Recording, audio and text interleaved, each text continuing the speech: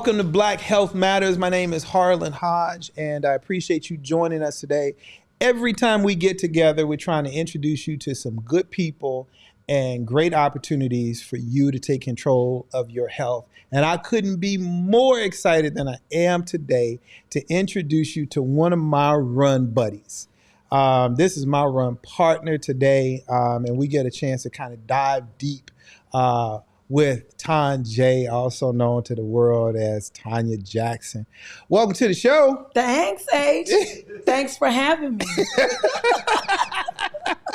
We're going to get through all this formal stuff so that y'all really get to know the people that I know and I spend my time with. I was just telling the crew at how jealous some of my family members are for the amount of time that we spend together.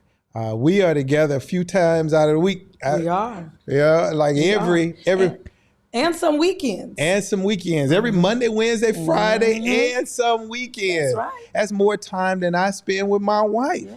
You know, and people don't understand like this connection and this reason and this bond that we have in our run crew and why we make time for this stuff. So hopefully by the end of this podcast, you will understand a little bit about Tonya's motivation, why you spend this time here, learn a little bit more about you. And we're going to give people an invitation to come and hang out with us. Is that cool? Sounds good to me. Welcome.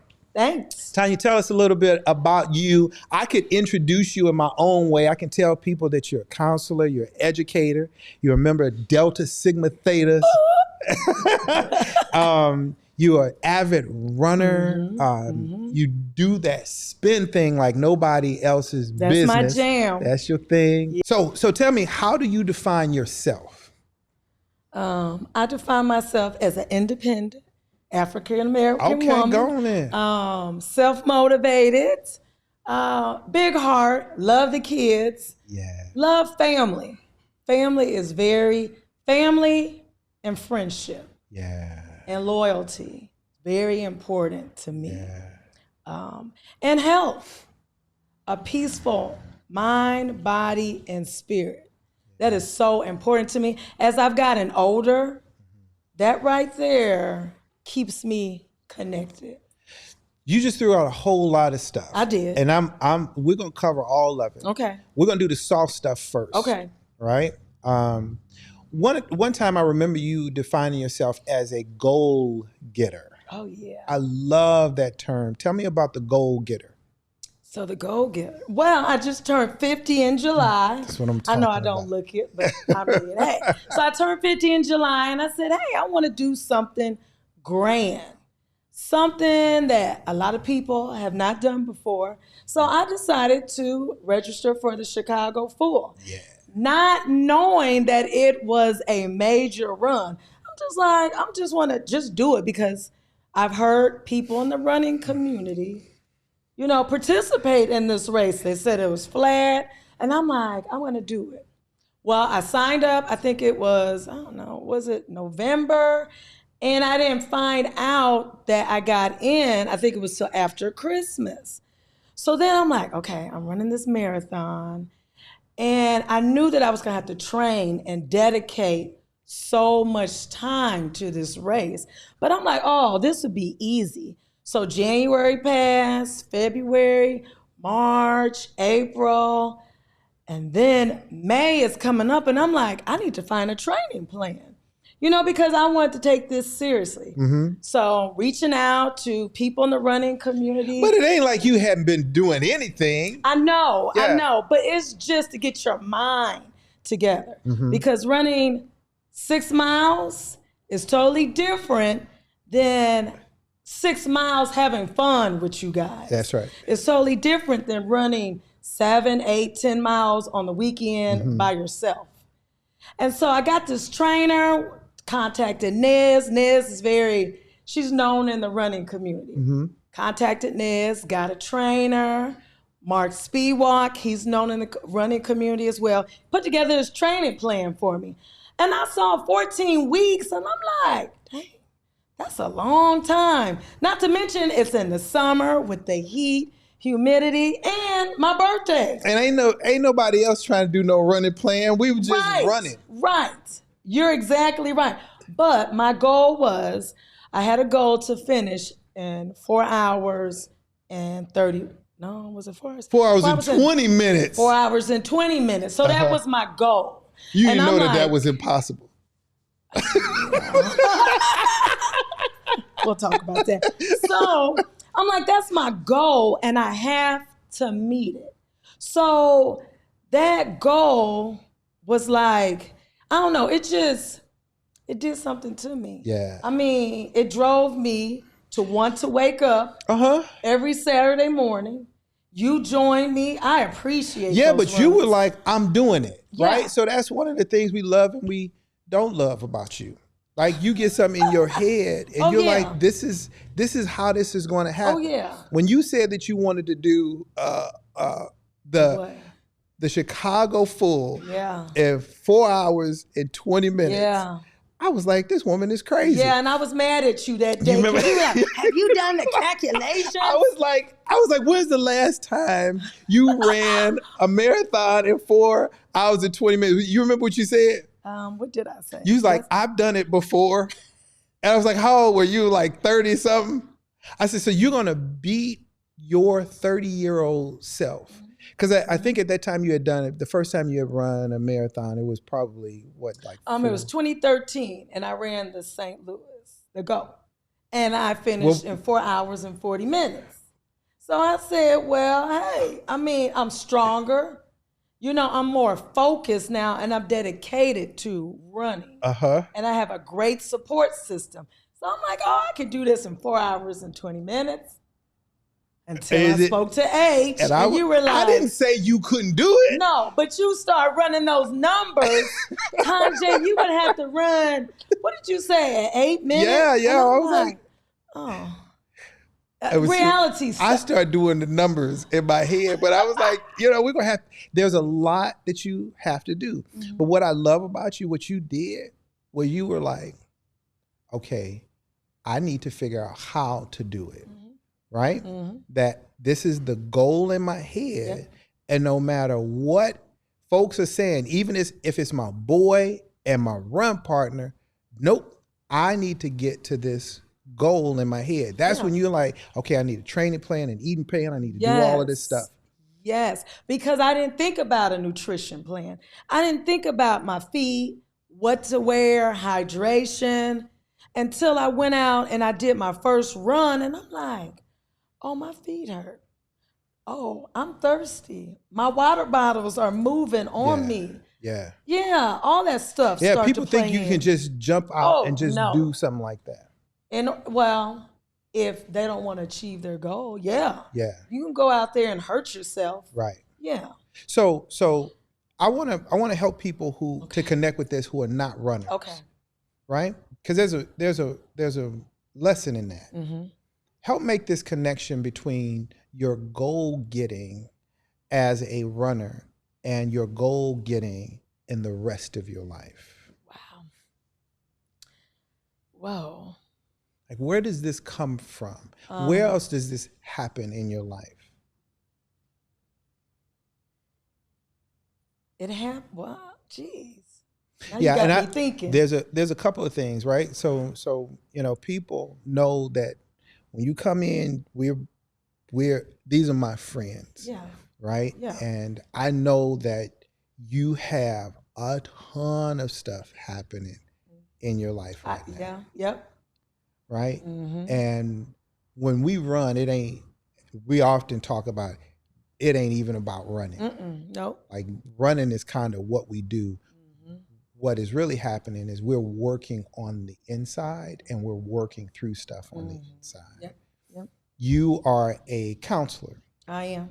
And you told me about a counselor's training session that you had gone through. Grief. I did a grief workshop this summer, and it was amazing. I learned so much about grief. And a lot of people think when you say the word grief, they think of someone dying. But grief is not associated with death always. It could be a midlife crisis. It could be a change of career, It could be in your personal life, you know, you might be going through a divorce, a separation, just something changing in your life. And when we talk about Black Health Matters, right, especially now, right, a lot of people are dealing with grief.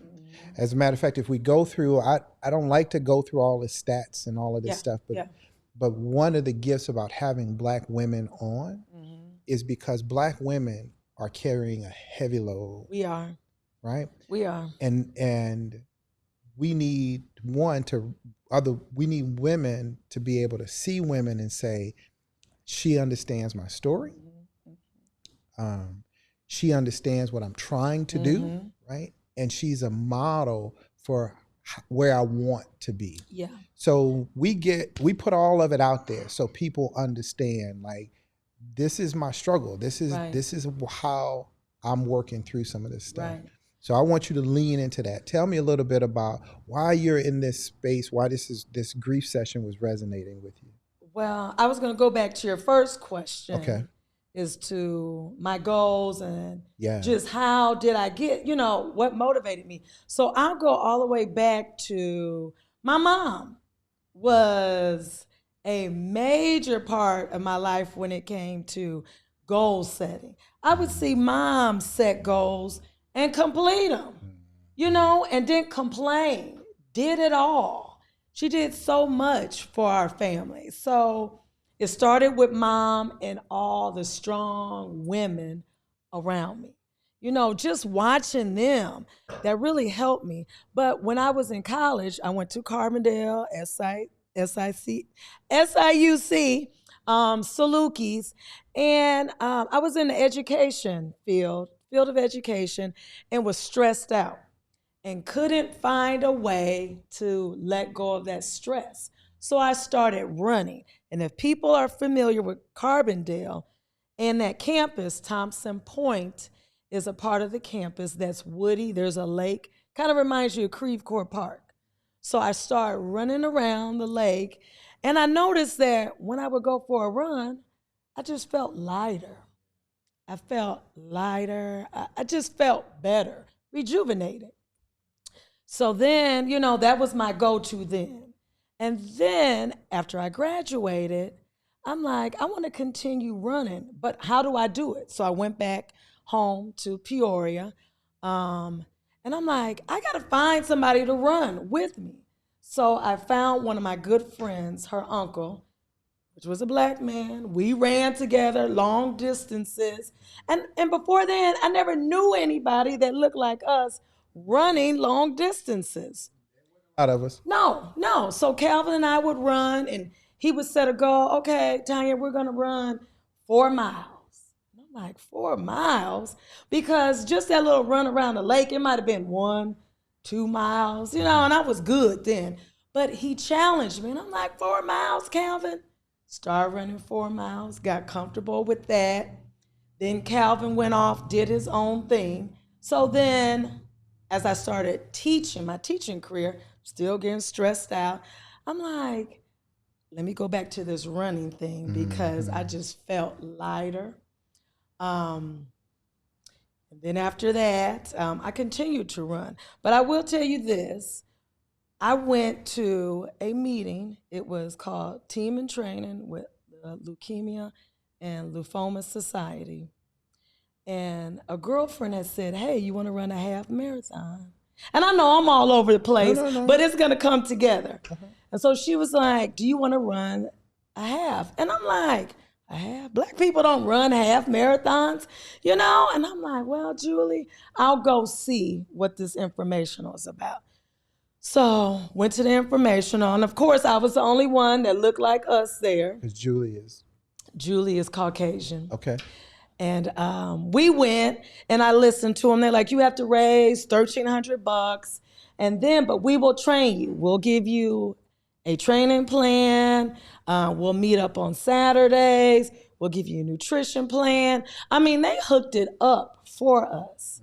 And so I'm like, I want to do it. And I remember it was the night before I was going to meet with these people and run. And I called my dad up. And remember how I told you, family is so important to me. Called my dad up and I'm like, Dad, I'm going to this meeting. You know, I want to run this half marathon. I'm a runner. I said, but I don't know if this is something that I want to do. There's nobody that looked like me. And he told me, he said, you signed up, you go. You go to that run, and if you don't like it, you don't have to go back again. But don't shoot it down. You go. And I'm like, I said, okay, Dad, you know, I'm gonna give it a try. I went, and the rest is history. So I'm saying that to say that my family, they are the ones that help me when it comes to, you know, goal setting. Yeah. They were my first teachers when it came to goal setting. If we start something, we always finished. It was never an option in my family for us to quit. Yeah, and so then that kind of spilled over to my personal life. You said that when you run, you feel lighter. Yeah. Tell me about this feeling of being lighter, and bring us back to running a full marathon and one of the majors, right? Yeah. For some people, that puts more stress, especially the way that you've described it. That puts a whole lot of training on your schedule. Brings up. How does taking on that responsibility lighten some of the things that you carry? And then I'm gonna and if you want to, we can talk a little bit about that experience and what you've taken from it. Okay. But I would like to talk about that. Yeah. Okay, so ask me. Yeah. You said a lot. I'm pushing you, Tonya. I know. I want to talk about your mama. Oh, you want to talk about my mom? Yeah. I want to talk about your mom. When we were doing some of our training runs, you shared with us. We all know kind of the space that mom is in right now, and it was at the same time where you are in this most vulnerable space with mom that you decided that you're going to do one of the hardest things that you could do in your life. Yep. The heaviest moments of your life, you decided to do one of the hardest things of your life. And I think it's because you wanted to get light. I didn't put two and two together. But yeah. How's mom doing? Let's start right there. Mom is doing good. We FaceTime with her yesterday. She didn't want to talk to us. I'm like, is she mad at me? She's mad at Trina. And it could just be the time has changed. It's getting darker, earlier. And that affects a lot of people. And then she loves to go outside and be outside in the fresh air. So she's not getting an opportunity to go outside. So that's putting a lot of strain on her. Your mama's been running her own marathon. So Mom has. So mom is my inspiration because, if my mom had a stroke a couple years ago, and my mom is such an independent woman. I mean, never asked for help. Let's just say that. Never asked for help. So when mom had this stroke, it just devastated all of us. Like my world kind of stopped, And so she was in intensive care for a few weeks. She came out of intensive care, then went to a rehab, and now she's in a nursing home. But I've seen the steps that she's gone through, so that definitely helped me in my training. I'm like, if mom can go through this, then my feet hurting, my arches hurting, my legs hurting for a few hours is nothing compared to what she has gone through and is going through. People ask, why in the world would you want to do something like run 26.2 miles?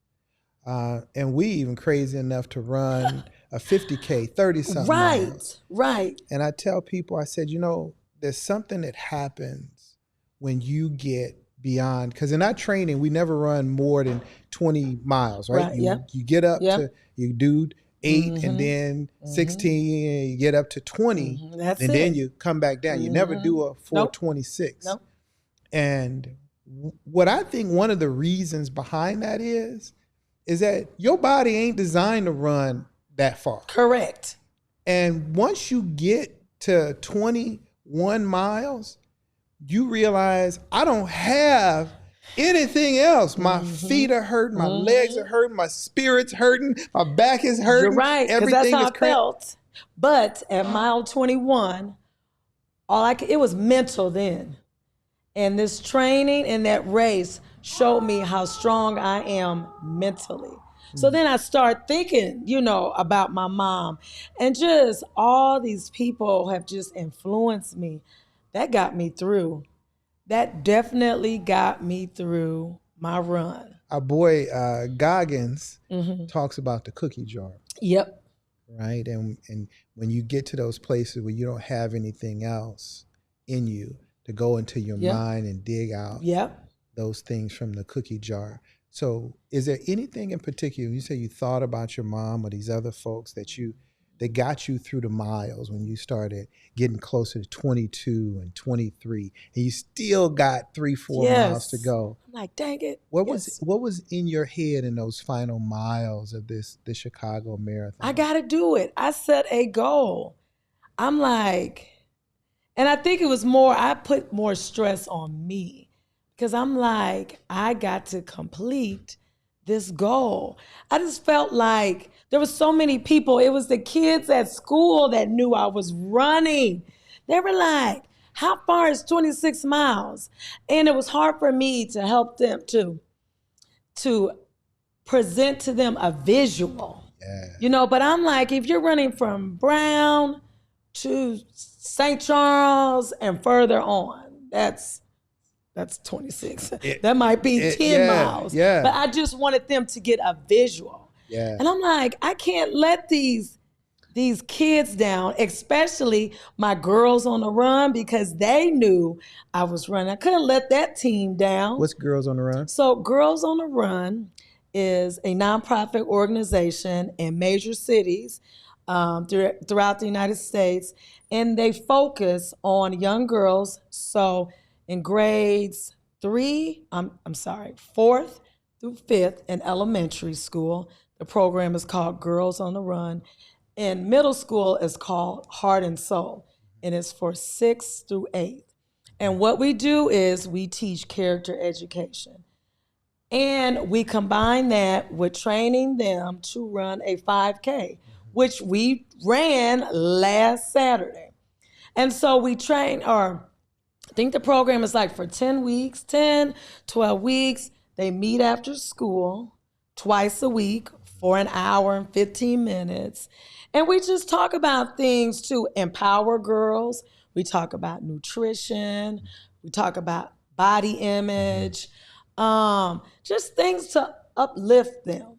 Yeah. And so in the process, we train them to run this. And so you're a role model for them. I am. And so they're looking at you. They know that you're about to do this full marathon. And so they're in the back of your head. Yeah.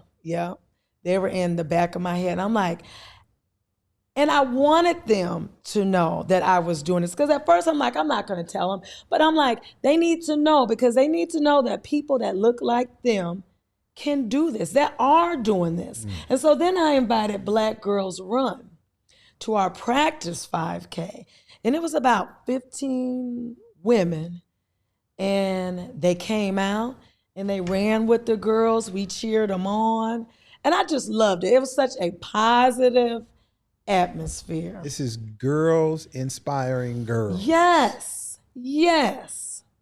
Black Girls Run is also a national movement. It is. To get Black women into running? Yes, to get Black women into running and just being healthy. Because I get sick and tired of listening to the news and they're saying, you know, Black people have the highest rate of high blood pressure, diabetes, cholesterol. And I know you can change the numbers so that it can look like a certain group of people, you know, have all these ailments. But there are so many people that I see look like me, men and women, that are out there exercising. We are so health conscious that it just bothers me. Yeah. You're doing a lot to promote health among women and Black folks in our region. Yeah, it's important. But I also want to give you a shout out because you just do it. I do, but it makes me feel good. And if it makes me feel good, then I want to pass it on to others so that they can feel how I feel. Yeah. Like when I go to spin class, I'm inviting people, you should come run with us. They're like, oh, I think the word is out there that we just run. We run in rain, sleet, snow, ice. That's what we do. Yeah, and they're like, you run 8 miles. And I'm like, you don't have to run 8 miles. Just come out and just run. You can walk. But I'm always inviting people. And they're like, oh, we're going to come. We're going to come when it gets warmer. Like, okay. Well, what's the message that you would give people who are at, you know, they're walking now, women in particular, who look at you as a role model and they say, I want to set a goal for myself for running. Okay. What's your message to them? I would tell them to start small. I mean, my goal was 26 miles, but somebody else's goal could be 3 miles, 4 miles. It's your race. You run your race. It's about that individual.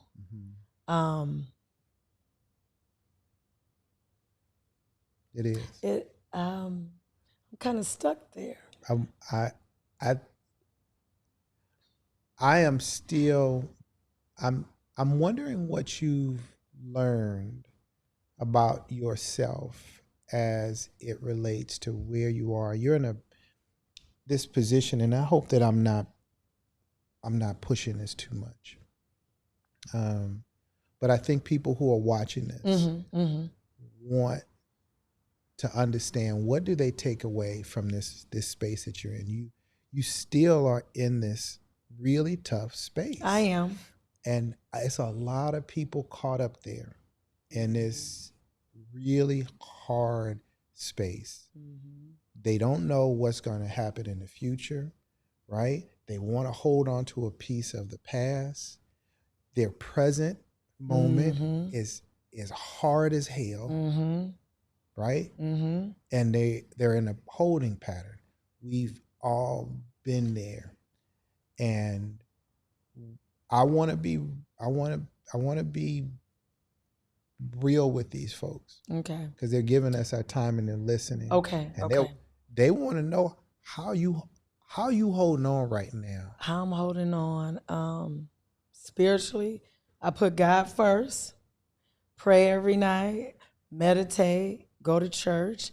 But it's the people who I surround myself with makes a huge difference. Just positive people. I need that in my life. People, you know, in my late 40s, I had people who were just draining. They always drained me. They talked about their issues, their problems, never asked me how I felt, never asked me what was going on with me. And as I got older, I'm like, that's not what I need in my life, because I can't grow. I can't be the real Tonya. You know, people, they can't see me for who I am, because I have this dark cloud, because I'm carrying everybody else's baggage. So I had to let go of that baggage and find people who were pro Tonya, you know, and was living in that positive space. And then from there, and I needed encouragement and support. That's so important. And like I said, I'm a self-motivator, but at times I need someone to say, hey, you know, I haven't seen you. You haven't ran. What's up? I need you, sis. Come on out. Yeah. And when they say that, I'm like, I'm there because I have a family, group of people who care about me. And then my eating, I'm like, how can I be good at running, working out, where I'm not eating properly? Yeah, I had acid reflux, headaches from caffeine. And I knew that I didn't like how my body felt. I didn't like when I would eat beef, just feeling heavy, letting that food stay on you. So for me, it was a mind, body, and spiritual change. And I love the space that I'm in right now. I appreciate that. There are two things that I've been really meditating on over the past couple of weeks. Mm-hmm. And the first one is you're exactly where you're supposed to be at this moment. Yeah. There's no place else for you to be. Mm-hmm. That the only time the only reality is now, because the past is gone, the future hasn't happened. Yeah. And so the most important thing for us to do is to be right here in this moment. Everything you just said speaks to this moment in time. Mm-hmm. And so that's the first thing, is that you are in exactly the right place at the right time. Yeah.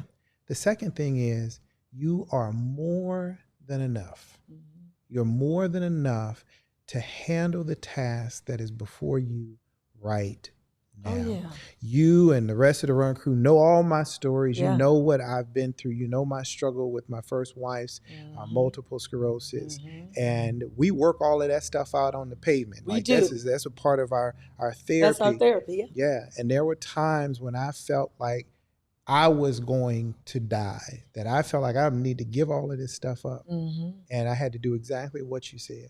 I had to surround myself with people who wanted to see the best of you, and that poured into me who they saw. Mm-hmm. And so when we go out and run, it's amazing the amount of encouragement that we provide for each other. Yes. Even from strangers when we're running and people honking their horns, that's encouragement. Yeah. Or just like on Facebook, I'll have like sorors, some of my line sisters or parents will say, hey, you're still running, or I saw you guys run. And I'm like, that's just so encouraging to me. That's what we do. Yeah. It goes both ways. Yeah. So I appreciate you. We ran out of all of our time, but we got to get you back, and we're going to do some more conversation. Everything that we've talked about today comes back to what I call the essentials of what we do. Yes. Right? Yes. So here it is. Thanks for joining us. We want you to do three things. We want you to